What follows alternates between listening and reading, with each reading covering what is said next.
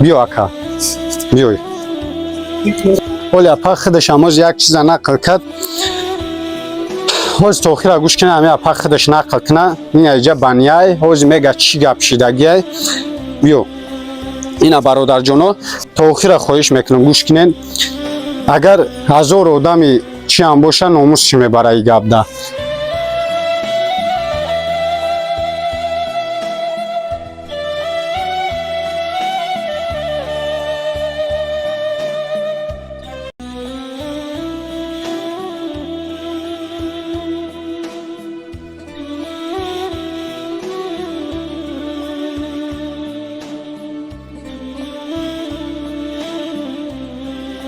سلام علیکم برادرای عزیز خواهش میکنم هر یکی شما که همین اوورا تا آخر تماشا کنین باز ما همین جایی که میبینید قرار داریم در ناحیه مومین آباد یک خانه اومده ایم که هیچ کار بارش نمیاد این وضعیت یک بار ببینه بعد بارش میاد برادر جانو همتون خواهش میکنم ویدیو را دستگیری کنین برادر جانو چی لایک میمونین چی دیگه آدمو در واتساپ قطعی پدلید میکنین روی میکنین استوریا میکنه در اینستاگرام فرق نداره در ایمو هم باشه برادر جانا چی در کانال یوتیوب اگر داشته باشین ثواب چیست واش کنین ان شاء الله همین یک ثوابای باز یک بار پروس همین وضعیت تختون بچه‌مون بینه برادر جانا در شوز میبینید اینا برادر جانا اینا یکی میبینه دروازه شد میوجا اینا اینجا بگیم سهم اولیه برادرو اینا چه خیلی میبینین این اینجا دریای خودش کانال کلونه بعضی وقتی اپا میگه که مورا سیل میویا ناراحت میکنه تونامی اولیو هم اپری او میشه برادر جونو بیا اکاولی این اینجا حولی برادرو چه خیلی میبینین این اینجا که میبینین برادر جونو این کانتینر ده بگیم انا اسکلات انجام خونه و همین چیزا شای کوخنی هم هست همه چیزش همینجا ده بیا اینجا که این اینجا که میبینین برادر جونو اینا گویا که اینجا حولی ای نکی نباشه کانال اینجا خب برادر جانو شلی که اینجا را میبینین اینجا حجت خانه این اینجاش حجت خانه برادرو این اینجاش بانیه ای ولی اپا خودش امروز یک چیز نقل کرد حوز توخیر گوش کنه همه اپا خودش نقل کنه این اینجا بانیه ای حوز میگه چی گپ شیدگیه توخیر خواهش میکنم گوش کنین اگر هزار آدمی چی هم باشه ناموس چی میبره ای گپ ده این بانیه را بینه در کجای حجت خانه همه بیرون اینا بینین برادرو اینا اینجا ده مردم میگذره این همی خیلی حال اینا دیده سین برادر جانو این همی خیلی حال برادرو انا حجت خانه و بانیهش این همی ای باز بودالشی اینجا را نشون میتیم این ای طرف این اینجا چه خیلی میبینین کدوم اینویای مومین آباد برادر جانو خودش اوج شناخته جره که ما در کجا قرار داریم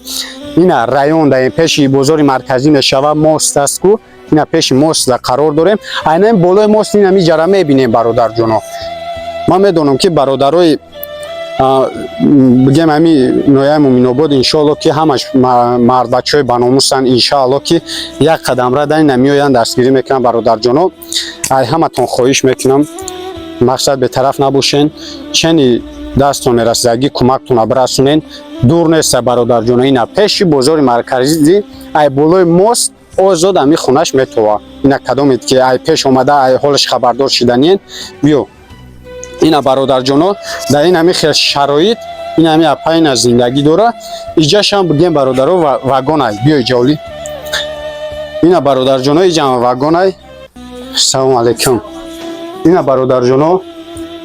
بگیم اینجا حسابی که اینجا همی کوخ نیوری جای اوقات کنی و خیلی چی شونه ای سببی که جا ندارن این هم خیلی توچکو اینجا این خونه رو یه بار نشون ته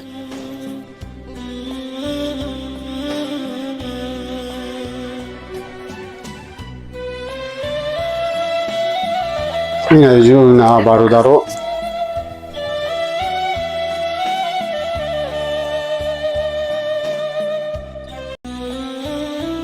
در برگه سلام علیکم برادر جونو نه چه خیلی میبینین از این در پیش همی اپای موزه همه همی اپا میفهمونتون سو در کدام میفهمونتون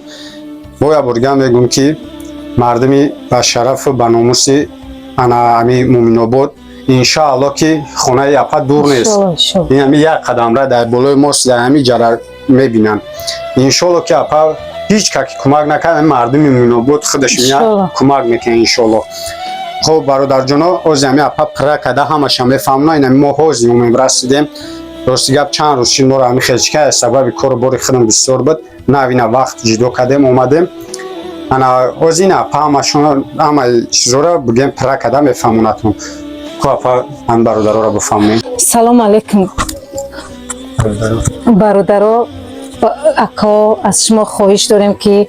هم وضعیت زندگیم پسته وزمینه خیلی زور من مجبور شدم از شما خواهش داریم که کمک کنید با ما فرزند کسلی دارم دو دختری بیمار دارم وضعیتم بیزیبه دلوی سنگاوم خودم هم مردم هم زنم 16-17 سال شد کوارتیرایم در یک لری سنگاوم سیل زد ساعت 12 شب بانیا ندارم حاجت خونه ندارم بانیا کنیده گودکم میگریند دخترکم و چمو سر نمیشویم دخترک بیمار دارم 3 ساله توبت کردستم اپیراسم گفتن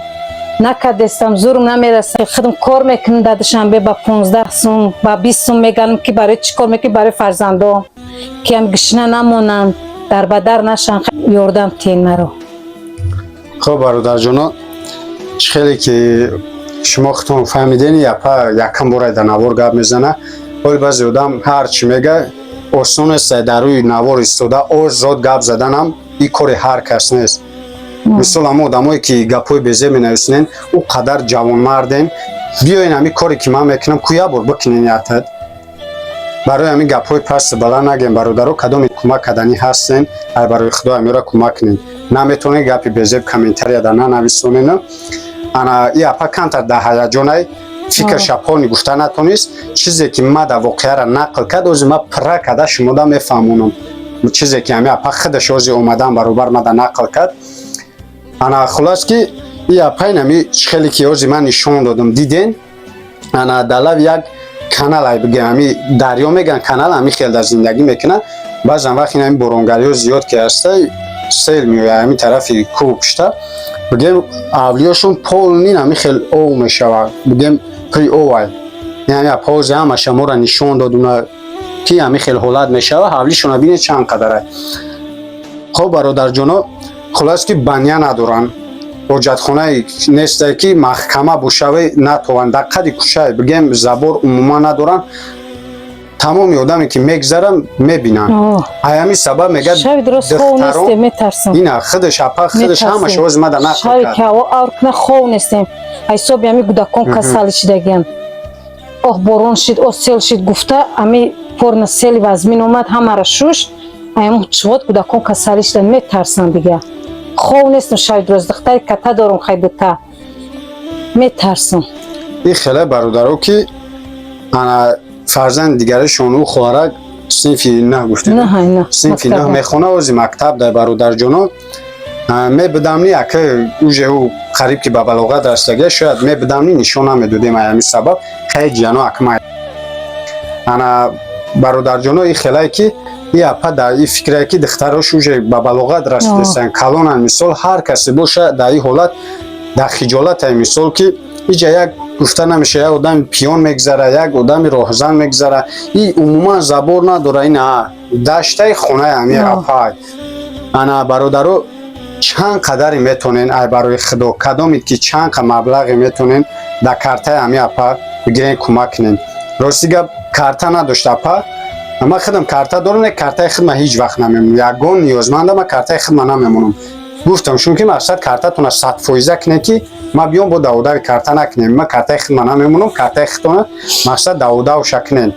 اما از اومدم گرفتن کارت اپا کارتش گرفته مثلا چی خیری میکنه من یه چیز میدونم که مردم کار میکنه مهنت میکنه بچی مهنت سونم یا باید همون آدم خیر میکنی بدونم ما در کی خیر کردیم انشالله که خیر کردی تو راست به همین اپا خودش میرسه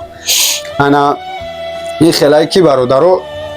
خواهش میکنم گپای پس بلند چه ما گپی گنده نویسوندن در بگی یا لایک بمون ویدیو را پانک یا پدلیت سک یا صاحب شست و که صاحب انشالله تدانی میرسه هم گپی که خانواده مرا حقارت میکنی کامنتری دا چی فایده میگیری همین اپا را دستگیری کنی صاحب یک کلبه ویرونه خودش شوه خوب نیست خیلی خودتون برادرو با چشم خودتون دیدین در چی وضعیت هم برای همین خواهش میکنم برادر جونو یا دستگیری کنه برای خدا. میدونی که دنیا دو روزه میکنی برای خودت میکنی، نه برای من نه برای اپا، برای خودت میکنی. انشالله که با پگه ممکن که چند گناهی تر بگیم کم میکنه انشالله. خب اپا جون همین نفرایی که شما را کمک میکنن شما امورا چی گفتنی مردمی خیر میکگیره؟ ایوا گفتنی من خدا طلب دارم که خدا تن صحت شمتا آمین. خیر خدا ساق سلامت باشن، تن صحت شمتا، خدا برکت شمتا، عمر دراز شمتا، خدا خورشان نکنه، خدا طلا ارزو دارم اینقدر طلبگارم که خدا به اقبالشون نکنه پروردگار. انشالله اپا من باوری دارم اگر هیچ کسی چی نکرد من این نویای مومن آباد ما میدونم مردمش برنامه است انشالله که هیچ کی نتونه یک پاکت دیگه پروداکت میگیره نمی یک قدم راه بزرگ اینجا خونه خودت انشالله که خرید میکنه هیچ کی نتونه 30-40 سوم در خرید میکنه میگه اپا جای نه اگر دست نفرش 30-40 سومی در خرید کنه کارتوشکا و دیگه چیزا تا بیاره انشالله اپا گفت گپا با خیلی اگه زندگی تا پیش میبری با نفرایش هست که بگیم زندگیش خوبه مثال یک بیزنس داره تجارت داره مثال سومی خشو داره زکات مالش میگه خدا بهبود زکات مالش نمیدونه کی دا بتمینم میبینم ممکن ویدیو ما سبب میشوه اما زکات مالش میینم یک قدم را در دستت میتا انشالله که بونه جیانو دیگه سر فرمای نو میکنین انشالله با ثوابش مدنی میرسه آدمای خیر میکگیدن انشالله. اینا برادر جنازی کوپا کارتتون کوپا نکردم اینا برادر جونو کارتای دوشنبه سیتی کورت ملی ها انا با کدام نمره پیوسته کدام رقم قطعه نمره تلفن قطعه چند نمره 989 00 2746 انا امی نمره دوشنبه سیتی با امی نمره انا امی رقمو دا بو میتونه که آدمو زنگ بزنه پرسون شوه خیلی برادرها هم میتونن دا امی نمره زنگ بزنه هاشون پرسن کدامی که خونه شنا یفتن یگون چیز آوردنی باشین مثال انا خونه شاینه زنگ میزنین ادرس میته یگان خینی نداره این بزرگ پیش بزرگ در همین کپری که ماست میگذاری بولای ماست خونه شو آزاد میتوه خیلی با کدامی که نفهمیده همین رقمو در زنگ بزنین اپا میفهمونتون انا این ای کدی که در همین کارتخ چاینه برادرو انا 97 62 3 1 14 20 67 81 اینا برادرای کارتخ چک کد رقمی همین کارتخ داشت با هم نمره که تکرار کرد با همین نمره پیوسته. خب برادر جونو در هر که جای هستین خداوند همتون نگهبان باشه. خدا نگهبانشون باشه. در پناه خدا.